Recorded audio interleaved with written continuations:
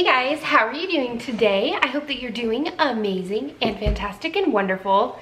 Okay, if it's echoey, we have vaulted ceilings in our living room, which is over there, and I'm doing a baking video. We're doing cooking with Cozies. So Kensington kindly sent me Joanne Fluke's Christmas Cupcake Murder and Christmas Dessert Murder. And one of the things that they asked is if I could do a cooking with Cozies with recipes from the books. So you're gonna have 2 cooking with Cozy videos coming out this month, and the first one is going to be from Christmas Cupcake Murder. Look how adorable that cover is. I absolutely love it. There are so many recipes in this book. This is a whole entire list of them. So it says, as December turns Lake Eden, Minnesota into the North Pole, the heat is on in Hannah Swenson's kitchen to honor 2 Christmas promises: baking irresistible holiday cupcakes and preventing an attempted murder from succeeding the second time around. So I have my ingredients all lined up and ready to be put into something delicious. I am actually making the milk chocolate oatmeal cookies. So this sounds absolutely fantastic. What I love about the recipes in Joanne Fluke's books is the fact that they give you multiple pages of directions. I have cooked things from Cozies where the directions are only 1 page, and I don't really, I try my best, but I'm not a baker. It's not intuitive for me to bake. I'm a great cook. I throw this in and throw that in because it sounds so good, but trying to follow recipes is very hard for me. So another thing that I love is the fact that Hannah, our protagonist, also puts in little tidbits of advice for the person baking. So let me go through my what I've got in front of me. So I'm going to be switching back and forth between my phone and the camera that's in front of me. I feel sort of fancy. So we have 2 sticks of salted butter, 1 cup of granulated sugar, 1 cup of powdered confectioner's sugar. We also have 2 teaspoons of vanilla extract. This is actually vanilla extract from Mexico when Aaron and I went the last time. Then we've got half a teaspoon of salt, 2 teaspoons of baking soda, 2 large eggs beaten, 2.5 cups of flour, 1 cup of milk chocolate chips, 1 cup of dry oatmeal, and then 1/3 cup of white granulated sugar for rolling dough balls. So, hello Cleo, how you doing? She's like, why is the camera up here where I know I'm not allowed to jump on the counter? I know, I'm the worst. One of Hannah's tricks is saying that this recipe is much easier to make if you use an electric mixer.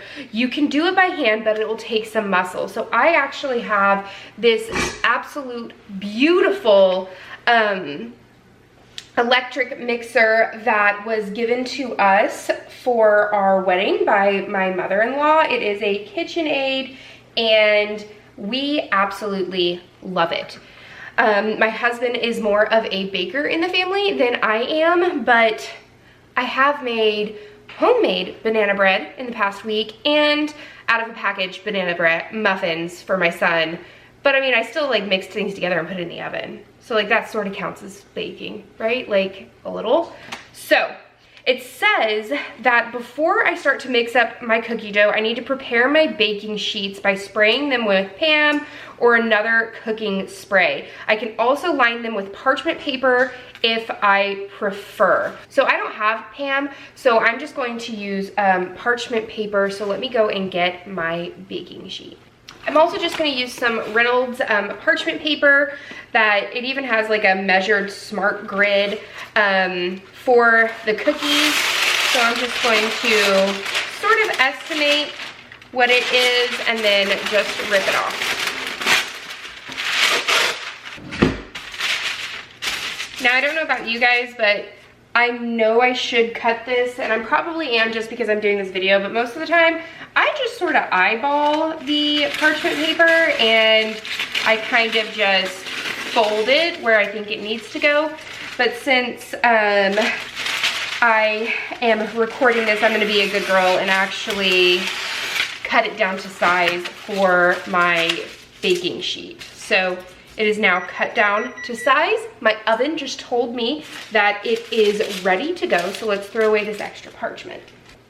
The next part of the instructions is place the butter in a large microwave safe bowl and turn the microwave on high and heat the butter for 1 minute. Leave it in the microwave for another minute of standing time and then check to see if it's melted. If it's not, give it another 15 to 20 seconds on high with an equal amount of standing time. So I'm just going to use this microwave safe bowl that I have. These are some of our favorites from Target. Erin and I have like this strange obsession with this brand. It's like $1 at Target, but they are the perfect bowls for cereal. And then they don't have these anymore, which makes me really, really sad.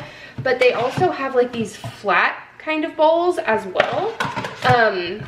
And those were perfect for curry. Like the perfect place for rice and then putting the curry on the side with the fried chicken. It was fantastic. I hope you guys are having fun with 12 days of Cozies and that you're getting a lot of reading done and a lot of fun times going on Instagram and signing up for the book giveaways that we're doing. So I'm going to take this butter and I'm going to put it in the microwave. So while that is going in the microwave, I'm going to place 1 cup of the white sugar in my large mixing bowl, which is my KitchenAid. So in my microwave, 1 minute melted my butter perfectly. So after I've put that 1 cup of sugar in my mixer, it told me to put my 1 cup of confectioner sugar or powdered sugar in it as well.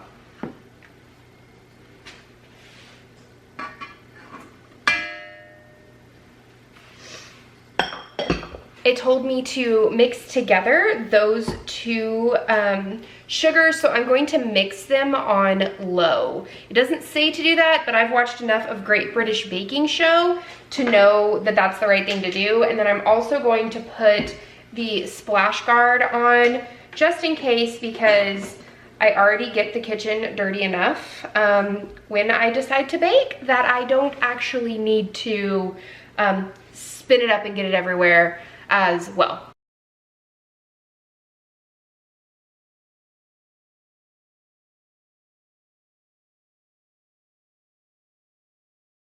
As that is stirring it up, it says pour the melted butter over the sugars and mix it in. Continue to mix until it is evenly blended.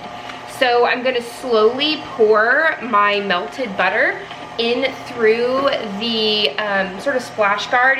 It makes it a lot easier to pour things in, and I'm gonna wait until everything's all nicely homogeneous and together.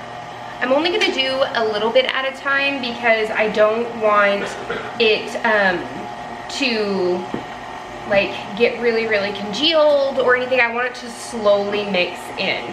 So as you can see, it's slowly mixing all together inside, and I'm just going to add the rest of the melted butter inside here. I'm going to let that go for a couple more seconds so that everything is nicely mixed in.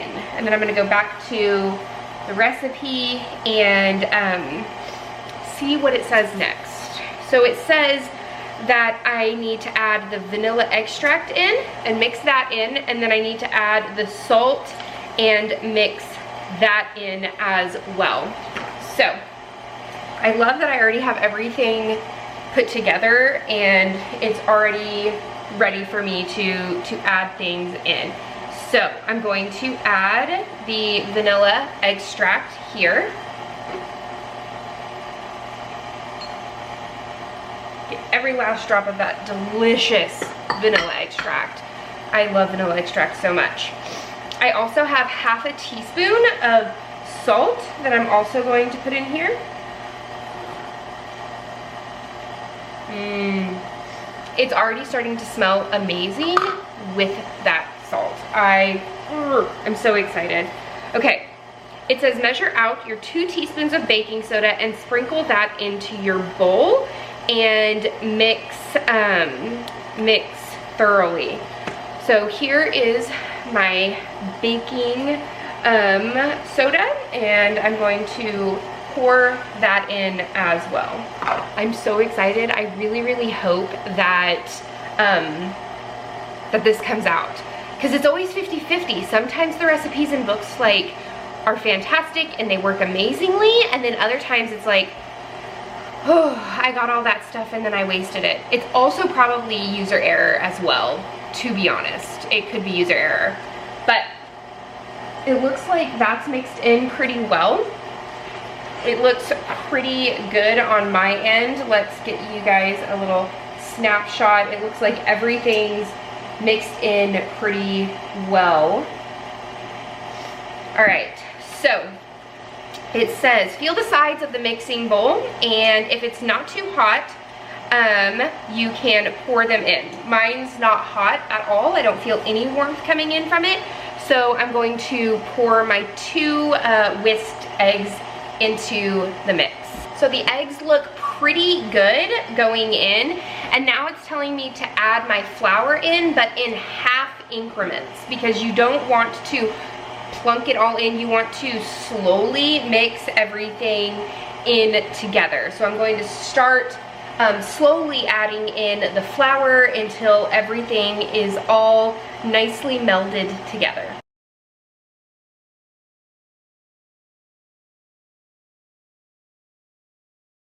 Okay, so it looks like all of the dough is pretty well mixed together, and then it says add the milk chocolate chips to your mix and stir them thoroughly. So I've got my chocolate chips right here, and I'm going to slowly start mixing them in.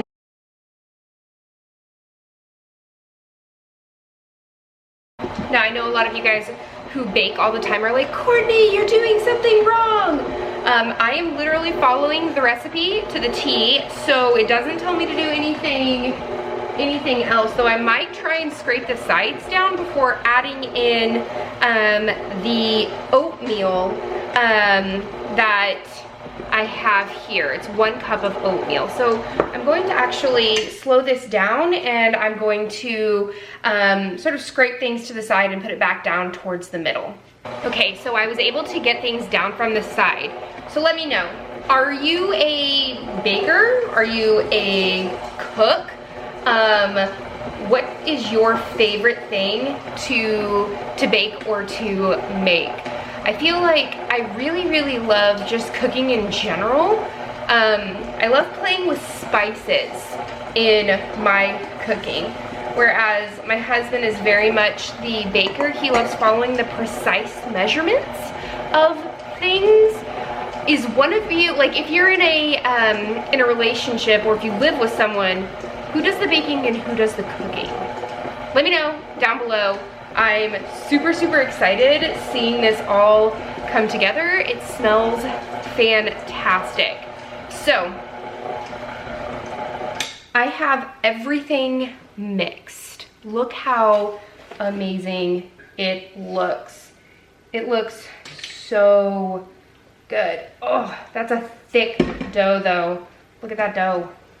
That is very much, I mean, it's all together, so that's good.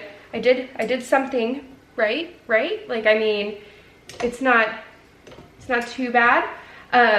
The next part of the ingredients actually tells me to place 1/3 cup of sugar, And then I'm going to use this to coat the dough into balls. It says roll the dough into walnut-sized balls and place the balls in the bowl with sugar to coat them. So it says that I can get about 12 to a standard size cookie sheet.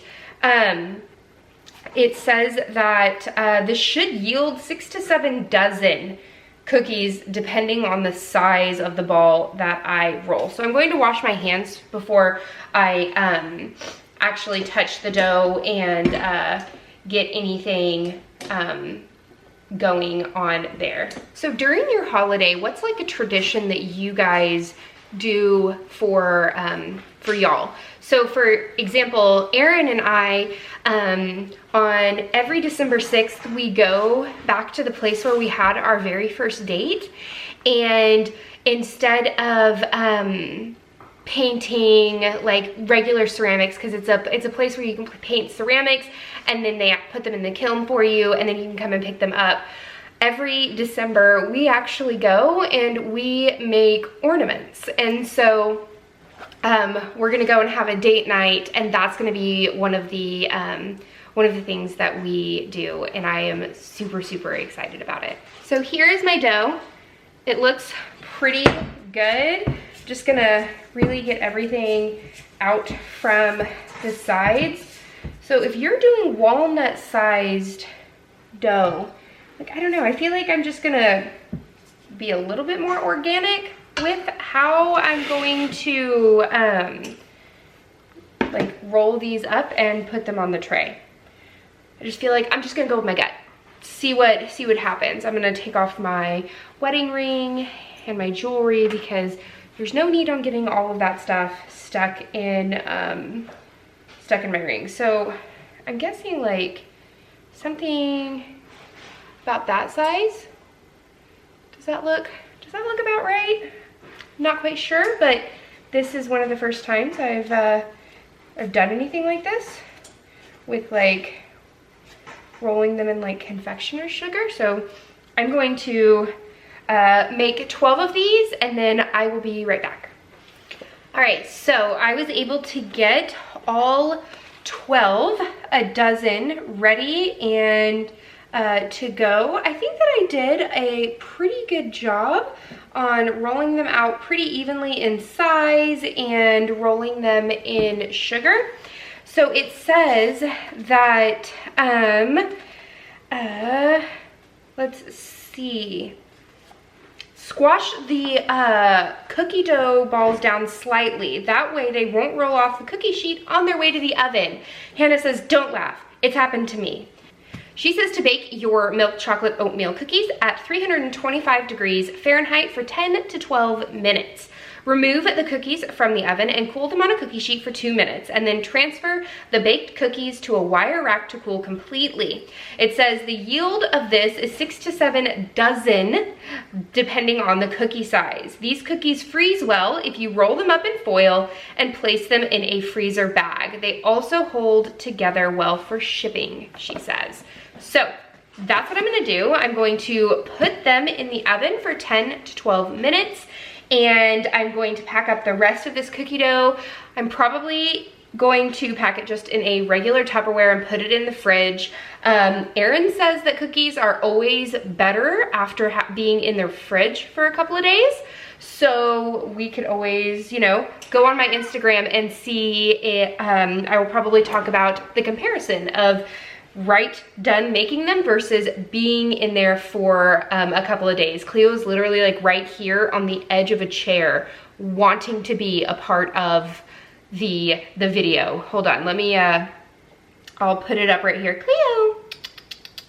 She really wants to be up here, but she knows she's not allowed. Yes. But know that she's there for you all. She is. So let's pop these in the oven and I will be back for a taste test. Okay, so they're out and they're cooling, and I'm not quite sure what I think about them and the way that they look. If you've watched the Great British Baking Show, Paul would call them blonde. I feel like, I don't know, maybe they should be darker on the top. I mean, I did the full 12 minutes. let's do a quick peek so that you guys can see what I'm talking about. But they are quite blonde. I don't know if this is what they're supposed to look like or not. They smell really, really good, but I'm not quite sure about the way that they look. But I'm gonna let them cool for about 2 minutes, and then we're going to do a taste test. All right, guys, they are finished. What do you think? I haven't tasted anything yet. Aaron's like, I'm taking like pictures and stuff, and Aaron's like, so they're ready? Like, yeah, they're ready. Just hold your horses, hold your horses. Okay, I'm gonna grab one. Here it is, right there. Nice cookie.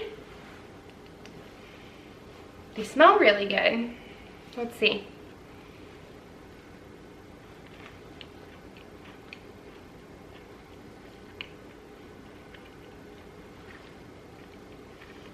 That's really good.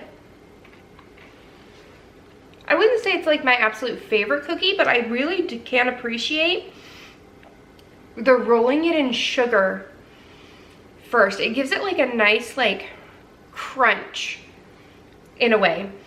And having the oatmeal in there gives it kind of like a heartiness, I guess. Like I'm not very good at, like you can taste the oatmeal, but it's not like this is an oatmeal cookie. It's like it's an oatmeal cookie hybrid with chocolate. But yeah, they're tasty, so that is a success, I would say. So that was a recipe from Christmas Cupcake Murder by Joanne Fluke, and thank you so much, Kensington, for sending me both of these. There will be a lemon bundt cake coming out of this one. Super excited about that recipe. I love anything citrusy. So yeah, you guys should go and pick it up for 12 Days of Cosmos and just holiday reading in general. It doesn't even have to be 12 Days of Cosmos. If you want to read it for Christmas in July, there you go. Sometimes you just need a holiday pick-me-up. But that's the end of this chapter of Courtagonist. Please give this video a thumbs up and subscribe if you haven't already. And until next time, guys, happy reading. Bye.